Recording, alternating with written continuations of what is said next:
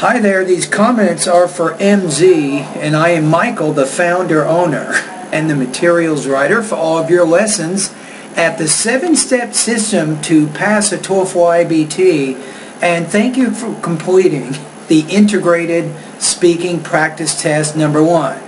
So, I have good news and I have bad news. The good news is you have a very well organized kind of compare and contrast, or actually compare type essay, and you seem to have pretty good vocabulary and grammar skills, but the most important thing, the bad news, is you don't have a good understanding of what you have read and what you've listened to. So it's very clear from the beginning. You get into trouble very quickly when you say in the listening passage, present supporting points, discusses the time of meetings, and the skills employees to do a report. So the lecture in no way supports the points made in the reading. So what we need to do now is let's take a look at the reading and the listening passage together. So let's see what we have.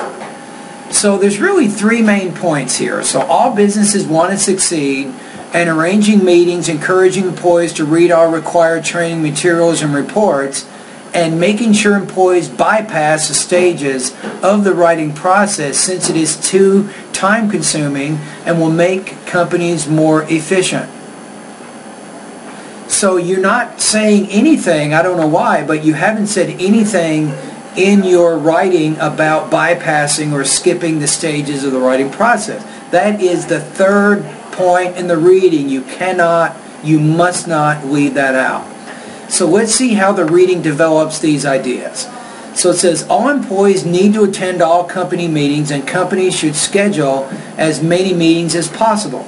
Meetings are effective for discussing controversial issues and making sure everyone is up to date with the current technology needed to complete their jobs. In addition to having necessary meetings, employees should be provided with supplementary reading materials that will help them to perform their jobs more effectively. Employees focusing on the main and minor details in the assigned reports are always encouraged to read all documents in their entirety. Too many employees, when they're assigned to write a report or proposal, pretend like they're still in college, and in their quest to write the perfect document, will attempt to use all the required stages in the writing process. These employees should not try to separate the steps in the writing process because it is simply too time-consuming. They should write the document all at once.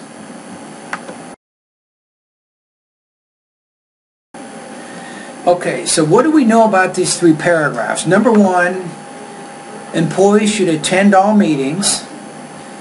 Number 2, employees should read all documents in their entirety. Number 3, employees should skip the steps in the writing process. This is what we know about the reading reading passage. Now we have to go to the lecture now. The lecture says, all businesses want to succeed. Notice the use here, but they should think twice when it comes to some of the suggestions you just read about. Limit the number of meetings you schedule. Internal meetings can be a huge waste of time. A short meeting can be useful for discussing a controversial issue, but long meetings, beyond 60 to 90 minutes, are usually unproductive. Leaders often spend too much time reciting introductory material, and participants eventually stop paying attention. Try very hard to avoid meetings that you suspect will be long and unproductive. When possible, politely decline meeting invitations from your peers by pointing to your impending deadlines.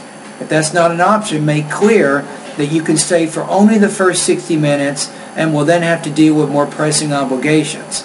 And be hesitant to call meetings yourself. You can deal with most issues through email or a quick phone call. If you are involved in calling or playing a necessary meeting, make sure it's productive. So what do we know from the first main point of the lecture? It means limit the number of meetings. It means do not attend all meetings. This is directly in direct opposition to what was said in the reading passage. Okay, let's go to our second point in the lecture. Another way to become more efficient is that you do not need to read the full text of everything you come across in the course of your work, even if it comes directly from the boss. Though reading a long article from cover to cover might make you feel productive, it might not be the best use of your time. Most likely, only a very small part of that article is vital to your work. Maybe you need to remember the big ideas, not the intricate details. Or maybe you need only to find one or two examples that illustrate a particular point. Once you start reading a text, make it a point to search for what's important while skipping sections that are less relevant. So what do we know from the second point in the lecture? It's saying do not read the full text of all articles.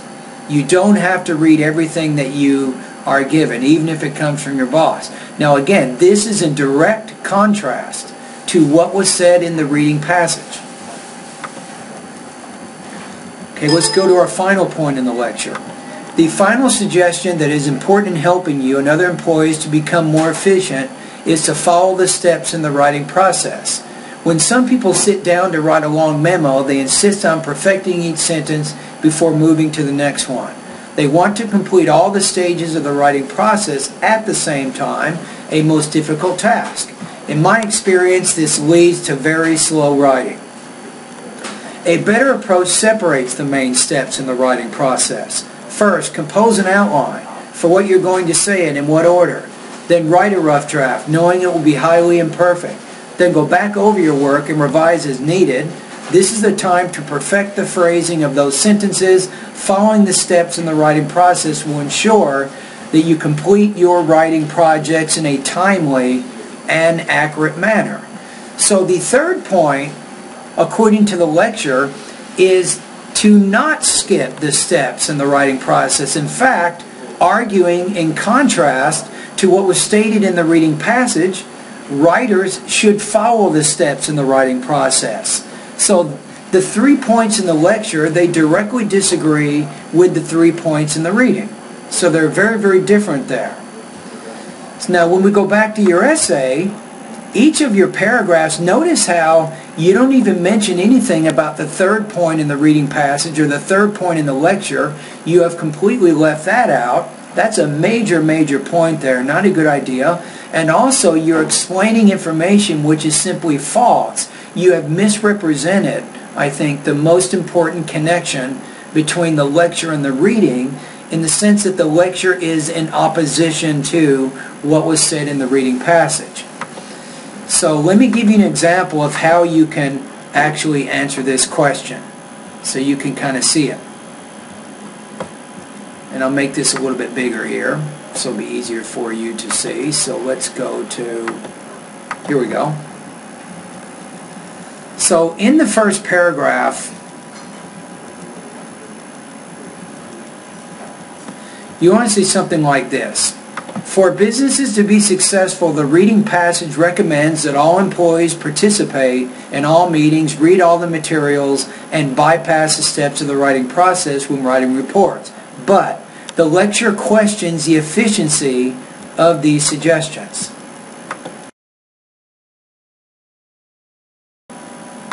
First, the professor claims that the number of employee meetings should be limited and short. According to him, meetings longer than 60 minutes might be unproductive, since workers usually stop paying attention, especially if leaders spend too much time covering introductory topics. He recommends that instead of calling a meeting, workers should try to deal with issues using emails or making phone calls. In addition, they should either decline going to the meeting or inform participants that they will leave the meeting after 60 minutes. However, the author in the reading passage argues that companies need to schedule as many meetings as possible, since they are an excellent way of dealing with problems and staying current with modern work-related technology. This is what you needed to do. You needed to show how the lecture and the reading are opposite. Here's the next paragraph. Second, workers do not have to read reports entirely, according to the speaker in the lecture, because it might be a misuse of time. According to him, only small portions of each report are probably important. He thinks that focusing on main ideas is a more efficient way of reading a report. In contrast, the reading states that reading materials given to employees will help them perform better at work, and that it is recommended that they read them completely instead of primarily looking for main ideas, as the professor suggests in the lecture. So here's our last paragraph. Lastly, to help employees become more efficient writers, the professor suggests that they follow the steps of the writing process. When it comes to writing reports, the professor explains that workers should not initially try to write imperfect and complete sentences, since it will take too long to complete the reports. Instead, for the sake of saving time, he proposes to make an outline, write a quick draft, and finally revise and correct the mistakes. However, the reading states that reports should be written all at once, since separating the steps in the writing process wastes time. You see that again? Again, the third point in the lecture is in direct opposition to the third point in the reading. So here's a conclusion. Ultimately, the lecture casts doubt on the reading passage by stating that having frequent and long meetings, reading all reports in detail, and writing reports all at once will in fact make businesses less efficient and consequently less successful. There we go. So that's an example of how you can get 30 points out of 30, or 5 points out of 5 on the writing task, and 100% on the assignment. So for yours, it's kind of interesting, and I'm going to score it according to the rubric. So like I said, it's kind of interesting. You definitely have pretty good writing skills. You know how to combine and connect information, right? I like your use of transition words and all of that. So it looks good, but then when I start reading it, I find out that most of the information that you say is false. And you've also left out some major points from the reading passage in the lecture. So what does that mean? If we take a look at the rubrics, there's no way you're going to score in the 4 range on this one. You cannot really, I think, get a score of 3 here. So I think here I'm going to score you the 2 range because of this. You have not demonstrated an understanding of how the information in the lecture is connected to the information in the reading passage. This is what describes your writing right now. But I'm going to put you in the high 2 because I appreciate your organization, your control of your grammar and your vocabulary, but because you misrepresented the information, you do not have, according to your writing, a clear understanding of the lecture. I'm going to put you right now at 2.75 out of 5. This puts you at 18 points out of 30 on this particular writing practice test. Now, for the purposes of our class, I mean, we got to take a look at it. So 2.75 puts you at 73% on this assignment. So what do? I think that you have to improve your listening comprehension abilities. Maybe we have found a weakness with your English as a second language. So you can spend time. I have a great section. The listening part of my course has over 40 listening practice tests. I have some great lessons on note-taking and following the points in lectures and all of that. So you probably need to start spending some time in the listening section of my course working on improving your comprehension, because if you cannot understand what people say to you, then it's going to be really difficult for you to function as a graduate student here at California State University, San Bernardino. All right, anyway, thank you for completing the writing assignment.